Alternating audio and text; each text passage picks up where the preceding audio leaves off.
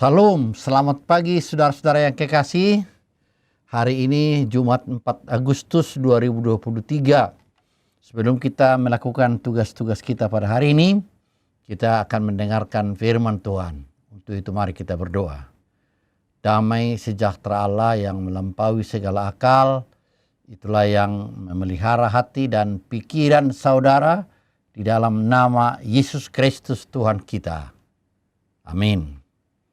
Yang menjadi firman Tuhan buat kita pada hari ini diambil dari Injil Markus pasal 9 ayat 47 yang berbunyi sebagai berikut.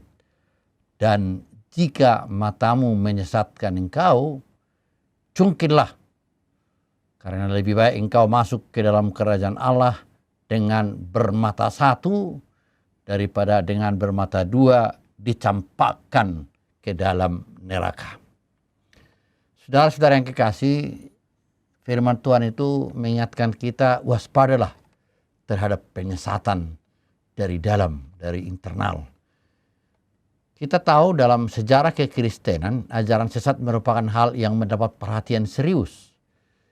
Ini terbukti dari kuatnya upaya memproteksi jemaat dari berbagai pengaruh ajaran sesat, baik yang berasal dari luar maupun dalam lingkungan kekristenan.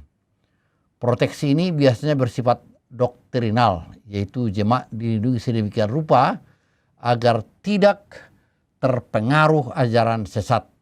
Di gereja kita di HKBP dibuatlah apa yang disebut konfesi tahun 1951 dan ditambah lagi konfesi tahun 1996. Saudara-saudara yang kekasih, tapi kita harus tahu bahwa Yesus berpandangan sama.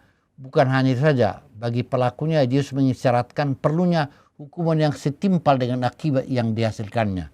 Berbeda dengan orientasi gereja, Yesus lebih menekankan kesesatan dari sisi internal atau kehidupan pribadi para murid dan pengikutnya melalui analogi anggota tubuh seperti tangan, kaki, dan mata. Yesus ingin mengingatkan para murid dan pengikutnya agar memperhatikan kehidupan pribadi mereka, hawa nafsu dan keinginan daging. Jika tidak diwaspadai akan menyebabkan para murid jatuh ke dalam kehidupan dosa yang menyesatkan. Ketika hal ini terjadi, akibatnya sungguh luar biasa. Banyak pihak, terutama orang yang kelak akan percaya Kristus, akan mengalami kekecewaan, bahkan hidup dalam pola hidup yang salah. Yesus merasa perlu mengatakan hal ini, mengingat kedudukan dan peran para murid sebagai penerusnya dalam memberitakan kabar sukacita. Sebagai pribadi yang dikenal pernah hidup dengan Kristus, mereka merupakan public figure. Dalam posisi ini, para murid dituntut untuk selalu hidup sempurna dan mampu menjawab kebutuhan masyarakat sebagaimana garam yang dibutuhkan orang. Bagaimana caranya? Bersikap tegas terhadap diri sendiri, analogi memenggal tangan dan kaki serta mencungkil mata menunjukkan betapa seriusnya para murid harus menjaga diri. Bagaimana dengan kita? Saudara-saudara yang kasih, sebagai pengikut Kristus, kita adalah garam di dunia ini. Sudahkah kita mewaspadai supaya kita jangan penyesatan yang muncul dalam kelemahan dan hawa nafsu kita? Beranikah kita mengambil tindakan tegas, menguruskan diri, dan menjadikan diri berkat untuk sesama? Amin. Marilah kita berdoa. Terima kasih Tuhan atas firman-Mu yang begitu keras mengingatkan kami, supaya kami jangan menjadi batu sandungan bagi orang yang melihat kami, supaya kami betul-betul dapat menguasai seluruh keinginan kami, sehingga kami akan menjadi garam dan terang di tengah-tengah dunia ini.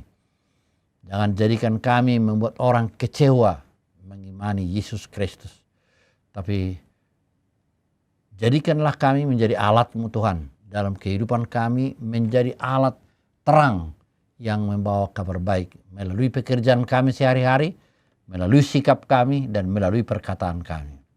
Tuhan, kami juga berdoa pada hari ini, saudara-saudara kami yang masih sakit, Tuhan yang menjamah mereka, memulihkan mereka.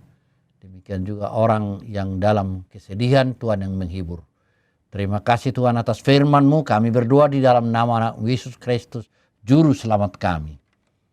Amin. Anugerah Tuhan Yesus Kristus, kasih Allah Bapa dan persekutuan Roh Kudus menyertai saudara sekalian. Amin. Selamat berkarya, Tuhan memberkati. Salam dan doa Pendeta Luhut P. Huta Julu.